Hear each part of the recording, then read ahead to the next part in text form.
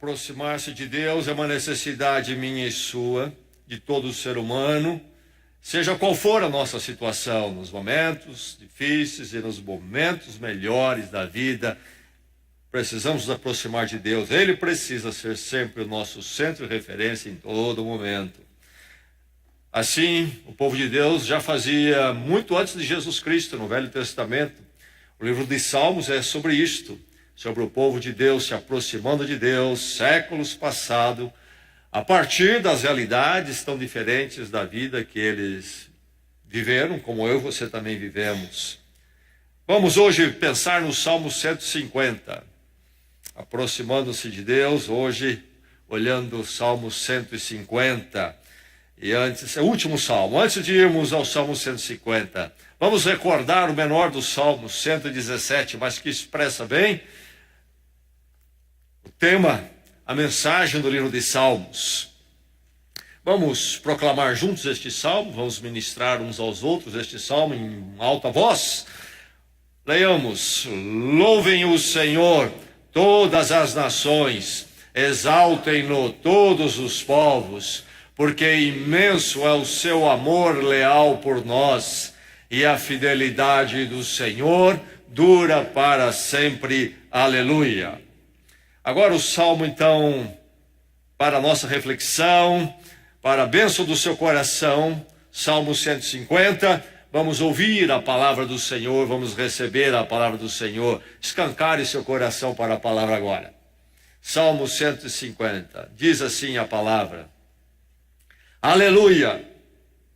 Louvem a Deus no seu santuário, louvem-no em seu magnífico firmamento, louvem-no pelos seus feitos poderosos, louvem-no segundo a imensidão da sua grandeza, louvem-no ao som de trombeta, louvem-no com lira e harpa, louvem-no com tamborins e danças, louvem-no com instrumentos de cordas e com flautas, louvem-no com símbolos sonoros, louvem-no com símbolos ressonantes. Tudo que tem vida, louve o Senhor. E todos nós vamos dizer: aleluia.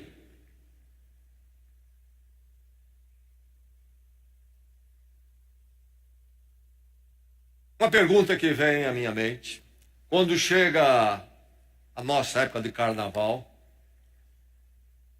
o maior festival da cultura do povo brasileiro, portanto, o ícone maior sobre o que nós cremos e pensamos, eu tenho sempre uma pergunta: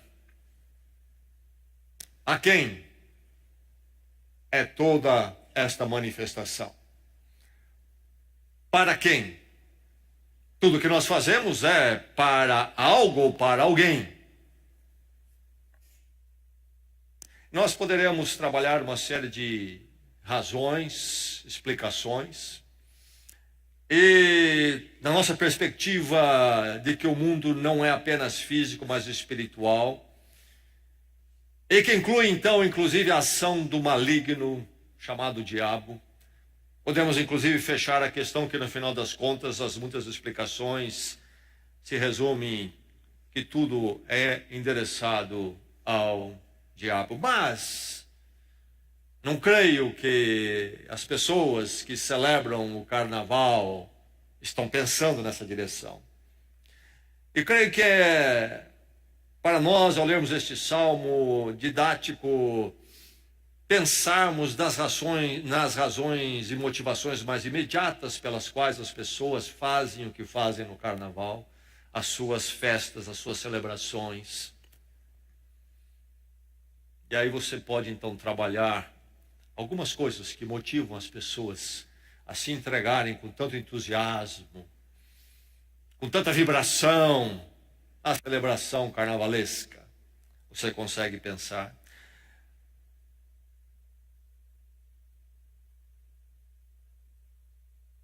Há diversas razões. A mensagem de hoje não é sobre o carnaval nem contra o carnaval. Estou falando do carnaval para ilustrar de que o ser humano, no final das contas, ele acaba celebrando e louvando alguém ou algo. No carnaval ou fora do carnaval. Quem festeja o carnaval e quem não festeja o carnaval. O ser humano não deixa de celebrar, louvar a algo ou alguém. Quando há as festanças, os festivais, os shows, quem frequenta essas coisas está celebrando, louvando algo ou alguém. Aqueles que não participam disto também celebram de uma forma talvez menos expressiva, menos comedida. Celebra, louva a algo e alguém. Porque o ser humano é um ser espiritual. E ele é espiritual porque ele recebeu de Deus o Espírito. Nisto ele é distinto de tudo mais nesse universo. E é por isso que o ser humano, inclusive, é o único ser que nós conhecemos que, por exemplo, cria religiões. E por isso o ser humano, ele é um adorador. É alguém que, inevitavelmente, apresenta a sua celebração, o seu louvor a alguém ou a algo. Deus nos criou enquanto seres espirituais, seres que são inerentemente adoradores, apresentadores de louvor e adoração. Nenhum ser humano escapa. Quem crê em Deus, quem não crê em Deus, todos são adoradores de algo ou de alguém. A diferença está não se nós somos, se um ser humano, se o seu vizinho, o seu parente é um adorador, alguém que apresenta louvor, adoração, ou não. Essa não é a diferença, porque todos o fazem. A diferença está a quem ou ao que eu entrego minha primeira adoração e meu primeiro louvor. E a Bíblia toda, a palavra de Deus, é sobre o quê? O ser humano foi criado para adorar e louvar a Deus. Somente Deus é digno e apropriado de receber o meu primeiro louvor e adoração. E que quando o ser humano não faz isto, ele cai num sério erro com sérias consequências. E a Bíblia, então, convoca e chama todo ser humano a encaminhar o seu ser, um ser composto da faculdade de adorar e apresentar louvor a Deus e somente a Deus. Particularmente no chamado em Jesus Cristo, que pela cruz do perdão nos permite voltarmos a Deus em arrependimento, reconhecendo que temos falhado em não ter Deus como nossa primeira razão de louvor, devoção e adoração. E que sobre nós paira a culpa, mas que Cristo tomou sobre ele na cruz. Então há perdão sobre essa história toda nossa, trilhada para dar louvor a quem não é Deus e aquilo que não é Deus. E então ali naquele perdão gracioso, reencontrarmos Deus e Deus como centro da nossa vida, aquele a quem nós havemos de dar, nos alegramos em dar, não podemos deixar de dar todo louvor e adoração. É sobre isto o Salmo, que todo ser humano diga aleluia.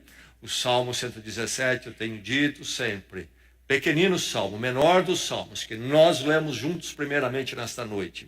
É a tônica, o resumo daquilo que os salmos quer nos ensinar. E o que é aquele salmo? Louvem-no todos os povos. O convite é este. E a igreja existe para fazer esse convite. Louvem-no todos os povos, todas as pessoas. Enquanto não encontrarem este louvor a Deus e a Deus somente como alvo do seu louvor, os povos serão tristes. Não importa quanto que ele se agita em seus festivais, quanta excitação provoque no seu sistema nervoso, mesmo que uma excitação que pareça dar um sentimento, uma sensação gostosa no momento, mas por detrás uma grande tristeza que permanece uma vez passada a anestesia daquela excitação, a tristeza lá está presente de forma dobrada. Louvem-no todos os povos. E aí nós lemos o Salmo 150, o último do Saltério, o último livro dos Salmos. E o último, então, do 5º livro dos Salmos. O livro de Salmos, você tem na Bíblia aí, um livro grande, com tantas orações e cânticos. Se você ler ele todo com cuidado, você vai descobrir em alguns lugares onde há um título quebrando e falando livro 1, livro 2, livro 3 e termina com o livro 5. Então este salmo é o último do saltério todo e o último do livro 5. E o último dos salmos chamados, classificados como salmos do aleluia, no final do livro. E este salmo, então, conclui dizendo que ele vem com uma força de imperativos, verbos que trazem a força de ordem, aquilo que precisa e deve ser feito. Quando você começa o livro de Salmos, no Salmo 1, você tem um salmo didático, um salmo que ensina a vida sábia, a vida do justo, então, e lá o Salmo 1 contrapõe a vida sábia, a vida do justo, contra a vida do ímpio, a vida daquele que vive para Deus e debaixo da orientação de Deus, e a vida daquele que não vive assim, a vida do sábio, a vida sábia, a vida tola, a vida de consequências terríveis. E aí conclui o Salmo com o Salmo 150. Foco ao Senhor, devoção total ao Senhor, na forma dos imperativos. E nós encontramos aqui o imperativo do verbo louvar. Louvem, louvem, louvem. Quantas vezes nesse salmo você contou? 13 vezes. Louvem. Você tem louvado? O louvor ao Senhor é parte integrante central na sua vida. Perguntamos o que é que move as pessoas para a celebração do carnaval, o grande louvor do carnaval, e certamente pensamos algumas coisas, mas muitos não vão ao carnaval, mas celebram e louvam também algo. Está você nesse aspecto igual todos os outros, com a única diferença de às vezes aparecer numa igreja? Ou este salmo, a verdade, este salmo se cumpre na sua vida, este imperativo deste salmo encontra resposta e obediência no seu coração? Eis a pergunta. É o que deve ser achado naquilo que o Salmo 1 chama a vida do justo. Aquele que diz o Salmo 1 que é como a árvore plantada junto aos ribeiros de águas correntes, cuja folhagem não murcha e dá seu fruto na estação própria. Aquele que tem como centro louvar, adorar o Senhor, portanto, estar debaixo da direção da luz de Deus, na sua forma de viver e ser, forma segura, como uma árvore plantada junto a ribeiros de águas correntes. Como é que é esse imperativo para você? Louvem 13 vezes. Louvem, louvem. Como é que é esse imperativo na sua vida? Quando você anda na sua escola, quando você anda no seu trabalho, quando você anda na sua casa, quando você está na rua, quando você está com os amigos, quando você está com a parentela. Louvem quando você está com a igreja. Louvem. Como é que é esse imperativo? Como é que ele molda a sua vida? Imperativo do louvor. Imperativo do louvor. Assim termina o livro dos Salmos, o grande livro dos Salmos. Você ler o Novo Testamento, começa com os evangelhos, falando como Deus em Cristo veio para buscar o ser humano para Ele, para adorá-lo para sempre. Você caminha pelo Novo Testamento, você chegar ao último livro, o livro de Apocalipse, o que é que você vai encontrar no livro de Apocalipse, que fala dos últimos tempos, das últimas coisas? O povo de Deus reunido, uma multidão que não pode ser contada, de todas as tribos e nações, lá na eternidade, longe de toda a desordem deste mundo, sofrimento, tristeza e lágrimas, na presença do seu Deus para sempre, adorando e louvando o Senhor. Louvem, o imperativo do louvor. Haveremos de encontrar saúde e equilíbrio quando nós vivermos para louvarmos a Deus primeiramente, e isto ser então o princípio governador das nossas vidas, racionalizações íntimas e ações externas. Apresente o seu louvor então. Eis a mensagem para o seu coração. Fale ao seu coração isso, porque a palavra de Deus fala para o seu coração isso nesta noite. Apresente o seu louvor. Com foco para firmar e enfatizar, com foco em Deus. Louve a Deus, começa o salmo. Louve a Deus. Na verdade, começa com a palavra aleluia. Temos essa palavra no português, de onde vem essa palavra. Quem nos dá essa palavra é a língua do Velho Testamento nas Escrituras, a língua dos judeus, a língua de Israel no Velho Testamento, o hebraico. Aleluia, então, está no português, mas tem origem no hebraico. E nem é uma tradução, é aquilo que se chama transliteração. Isto é, pegar os sons do hebraico, deram adaptada para os nossos sons em português e para a fonética no português, e saiu aleluia. Porque se fosse traduzir, seria exalte a Deus. É uma palavra composta de um verbo e o nome de Deus juntos, no hebraico. Então, aleluia já aponta para uma exaltação que pertence a Deus e é devida a Deus. Isso quer dizer a palavra aleluia. Aliás, uma palavra sublime. Na cultura formada com influência cristã, coisas preciosas se tornam vulgazes, perdem o seu peso. Não deixe isso acontecer com a palavra aleluia na sua vida. Não deixe a televisão fazer isso. Ela é preciosa. Aleluia.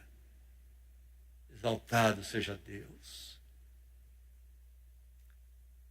E aí então vem a frase: louvem a Deus, com o foco em Deus.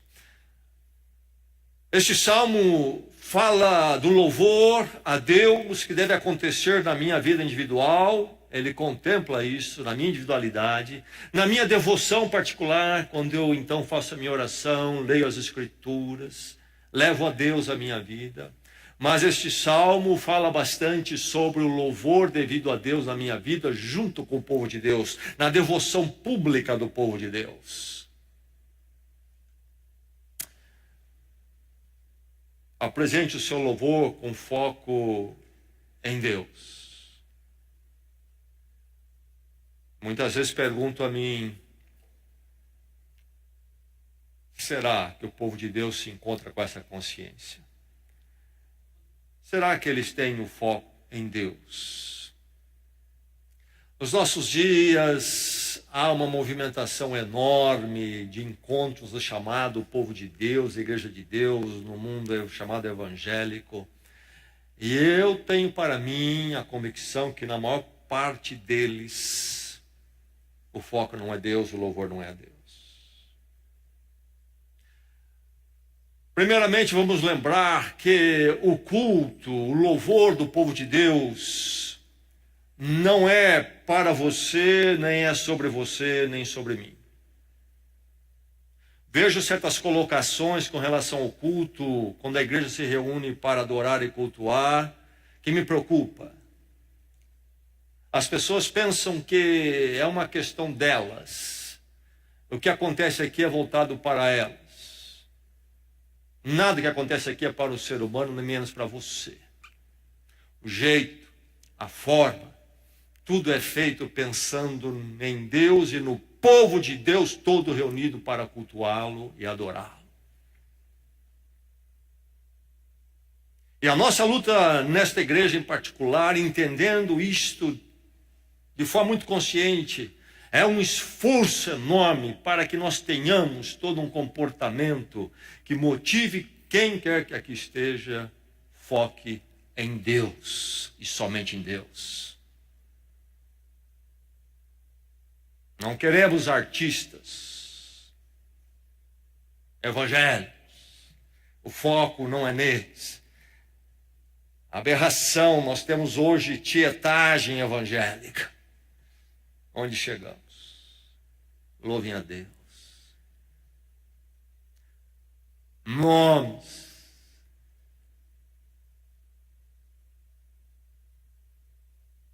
Nomes pops que ajuntam o povo, porque é o nome. Pessoas que vêm cultuar pensando que o culto deve acomodá-lo como ele quer, do jeito que ele gosta, etc. E às vezes até os crentes pensam que o culto é feito para aquele que não conhece o Evangelho. O culto do povo de Deus não é feito para o perdido, o pecador, ele é feito para Deus. E aí quando o povo de Deus, com a consciência de quem Deus é, o cultua, se um pecador testemunhar com entendimento e presença, ele pode ser beneficiado e receber o impacto disso. Então, se o povo de Deus se encontra para cultuar, aquele que não faz parte do povo de Deus é bem-vindo, mas ele tem que se adequar ao culto de Deus.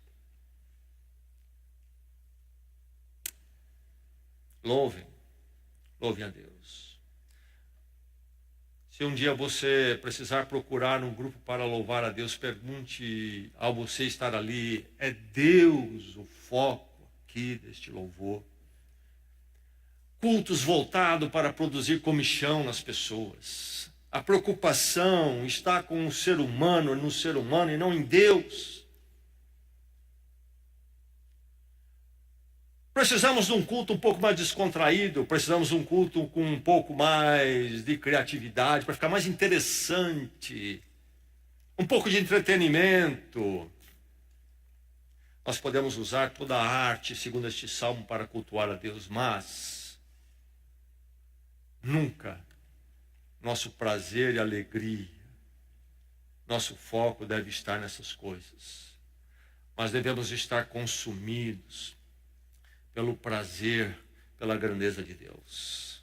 Apresente o seu louvor com foco em Deus. Muito da música chamada evangélica que se canta por aí, se você prestar atenção, ela é voltada para os interesses humanos e o foco dela não é Deus. Muito do que se chama de louvor, no fundo, na verdade, é louvor ao ser humano. Muita música sobre me, eu e me. E não sobre Deus. Apresente seu louvor com o foco em Deus. Aleluia, aleluia. Todo o culto seja aleluia. Apresente seu louvor com foco em Deus em todos os lugares. Diz o Salmo aqui no verso 1, apresente o louvor, louve-no no seu santuário. Que santuário é este? O templo em Jerusalém. O povo de Israel, Velho Testamento, antes de Cristo, quando Cristo vem, ele é o cumprimento de todo o simbolismo do templo em Jerusalém, não há mais templo, não há necessidade. O templo que o mundo conhece é o povo de Deus reunido, não é este prédio, mas o povo. Deus habita no seu povo, diz as Escrituras. Mas lá, o santuário era um prédio. Que Deus seja louvado ali. Deus seja louvado então agora, após Jesus Cristo, na sua igreja. A igreja, ao se encontrar foque em Deus e o louvor seja Deus, não eu e você, minhas questões, seus interesses, meus interesses. Sim, Deus há de tratar essas coisas, mas o que nós podemos fazer é buscá-lo em primeiro lugar, nos colocar diante dele, para a vontade dele ser feita em nossas vidas. E toda a nossa liturgia, tudo o que acontece, o que cantamos, o que falamos, o foco é Deus e somente a Deus. Deus seja louvado no seu santuário, na igreja, nesta igreja.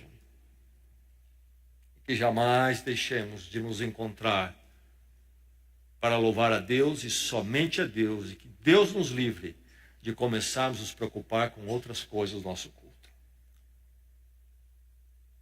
Mas diz também, louve no firmamento. O que é o firmamento? Os céus, os chamados céus, não no sentido espiritual, mas o nosso cosmos, aquilo que está acima de nós, que nos envolve. Então o Salmo diz que eu e você devemos apresentar o nosso louvor em todos os lugares. Devemos apresentá-lo de forma específica como igreja. Nós os cultuamos para exaltar o nome do Senhor no mundo que exalta todo tipo de coisa e deuses falsos. Nós encontramos como um testemunho de adoração a Deus. Mas não somente na igreja. Onde formos, no firmamento, estamos sempre debaixo dessa presença de Deus. Nos nossos caminhos íntimos e particulares. Onde formos, nossos atos, nossa forma de viver, nossa meditação deve sempre encontrar sua referência no louvor e adoração a Deus. Apresente o seu louvor. Por que haveria eu de apresentar meu louvor a Deus? Por quê? Primeiramente, por causa de quem Ele é. Diz aqui o verso 2, louve-no, por causa do quê? Da imensidão da sua grandeza.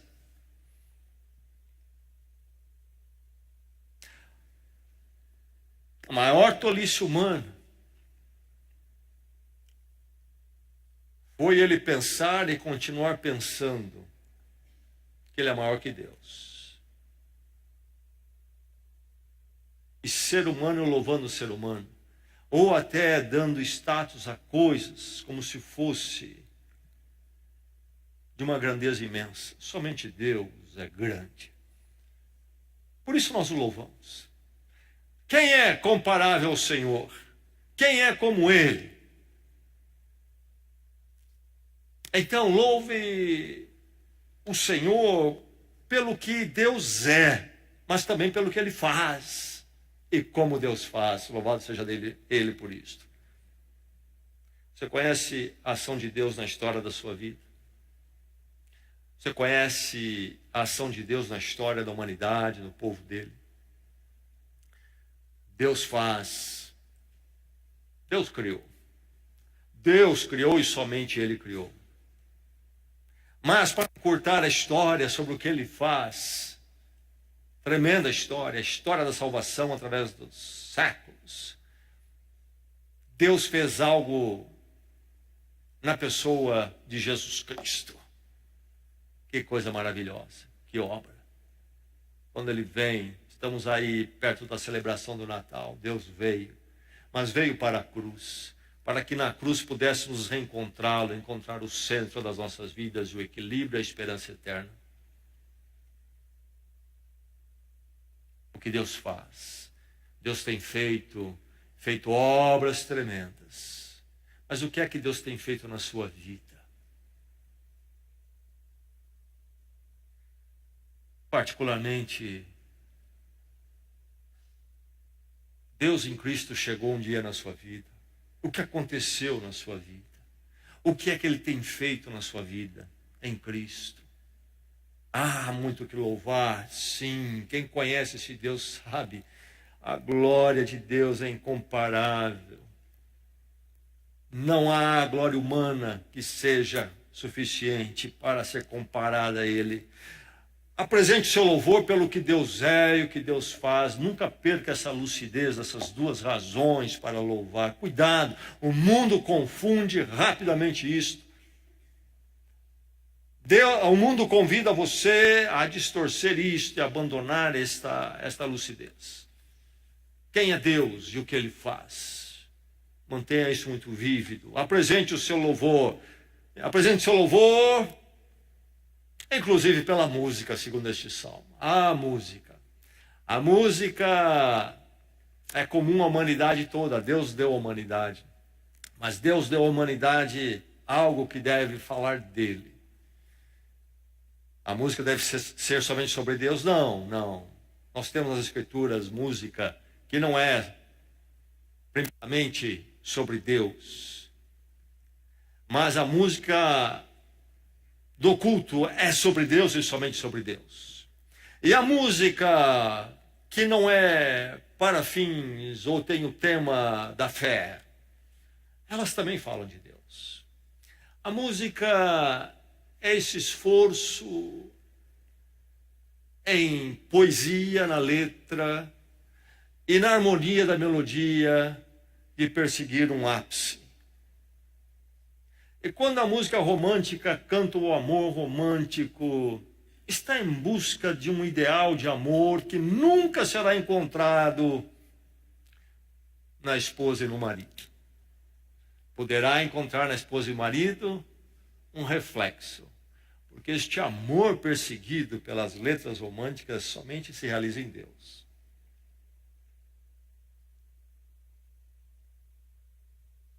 A música fala sempre de Deus. E quando surge a música destroçada, também comum nos nossos dias, é uma música que apresenta o quê? Nenhuma inspiração, nenhuma sublimidade. Ela é decadente. Ela é um convite ao ser humano para correr de Deus. Mas o povo de Deus sabe que a música foi dada primeiramente para louvá-lo e adorá-lo. Por isso nós louvamos ao Senhor com a música. E aqui ele fala dos instrumentos, instrumentos de cordas, instrumentos de sopro, instrumentos de percussão, ritmo. Tudo. As diversas áreas instrumentais, louvando, sendo empregados para louvar a Deus. Todo instrumento pode ser resgatado para louvar ao Senhor. Aí, inclusive, ele inclui a dança litúrgica. Temos dificuldade com dança litúrgica porque, culturalmente, nós temos sido expostos somente à dança de conotação sexual. Mas há muitas formas de dança. Dança não é uma coisa só. Há muitos estilos de dança. E no povo de Israel, no Velho Testamento, havia a dança do louvor. É um tipo de dança, diferente das outras. É uma dança que expressa adoração a Deus. Não é uma dança de culto ao corpo, mas uma dança que chama a atenção, fala do Senhor na sua expressão. Mas se você não dança para o Senhor, verifique que o seu corpo todo louve ao Senhor. O seu corpo todo louve ao Senhor. Sua voz, sim, mas primeiro o seu pensamento. Aí a sua voz. E aí então, todo o seu corpo empenhado em cantar ao Senhor. Crentes apáticos no louvor. Mas se falar de política e economia, aí o corpo todo fala. E alguns, se falar do time de futebol, aí o corpo todo fala. Mas quando é para a igreja, apático. Mal move a boca, se move. Falta a presença de Deus, falta apresentar o louvor. Apresente o seu louvor com sua voz. Tudo que tem vida, diz aqui a minha leitura no verso 6, louve ao Senhor. Tudo que tem vida. Uma tradução melhor seria tudo que tem fôlego. E aí está eu e você. E fôlego no Velho Testamento é a palavra ligada àquilo que Deus colocou no ser humano, quando diz ele soprou. ao Espírito, esta condição que já conversamos nesta noite, que eu e você temos de adorar a Deus. Você nunca vai encontrar o seu cachorrinho louvando a Deus, apresentando um culto a Deus consciente. Ele louva a Deus enquanto uma manifestação da criação de Deus, mas não porque ele tem um espírito. E ele diz, eu preciso cultuar a Deus, e você vai ver uma igreja de cachorros. Só o ser humano faz isso. Deus colocou isso no ser humano. É o fôlego, esta vida no sentido amplo, e que deve ser devotada a Deus e encontra todo o seu propósito e realização somente quando adora Ele na imensidão da grandeza dEle e pelos seus atos poderosos, com a sua voz. Mas aí diz, tudo aquilo que tem fôlego, não é só a voz, é a voz também sim, porque é a minha expressão, capacidade que Deus nos deu, não é verdade? Unindo melodia com pensamentos, proposições, nós cantamos. Algo único, tremendo. Mas isto, então, quando fala com a sua voz, no sentido do fôlego do meu espírito, quer dizer, então, não somente a minha voz, mas todo o meu ser, tudo o que eu sou. E, novamente, falando da expressão da dança, que nosso culto inclua a música, a nossa adoração, e que nós façamos isso de corpo e alma. E como falta isto? Igreja reunida para adorar de forma dormente. Crentes que não têm prazer, não descobriram o prazer ainda de cantar ao Senhor. E eu creio que é um dos sinais de quando a pessoa se converte, que ela começa a se interessar pela música. Nós não somos um povo musical, essa é a grande verdade. Lamento informar isso para vocês. Às vezes a gente pensa que é, mas não é. O povo brasileiro não é musical. E, aliás, tem uma lei aí que pede que seja cantado o hino nacional nos estádios. Eu preferia que tivesse uma lei que proibisse. Porque quando eu escuto o estádio cantando, é trágico. Somos ruins do canto. Mas quando se converte, começa a vir aquele interesse, o prazer pela música. Devagar começa a aprender a cantar. Não cantava antes, tinha vergonha de cantar, era travado, fechado. Na igreja começa a cantar. Devagar vai aprendendo a cantar. É verdade que a maior parte de nós não passaríamos no teste do Bruno para fazer parte do coro da igreja. Mas sabe, no cântico da congregação até eu posso cantar. Louvado seja Deus por isso também.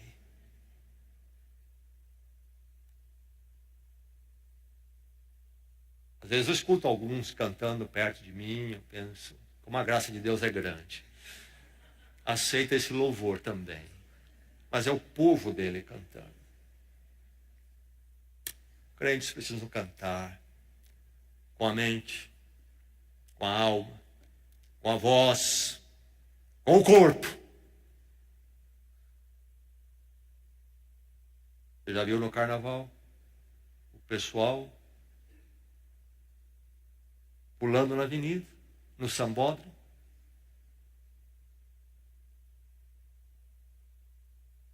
Lá uma porção de coisas que não nos interessa e muito do que é feito, como é feito, também não nos interessa.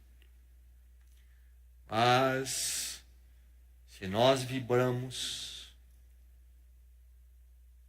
diante de Deus de uma forma muito mais frouxa do que eles, para o que eles fazem, Deus tenha misericórdia de nós. E você, que essa igreja viva para apresentar o seu louvor a Deus e somente a Deus. Aquele da imensidão da sua grandeza e também dos seus atos poderosos, inclusive que nos amou e nos chamou em Jesus Cristo, nos transformou e nos fez dele para toda a eternidade. Aleluia. Aleluia. Aleluia. Vamos orar.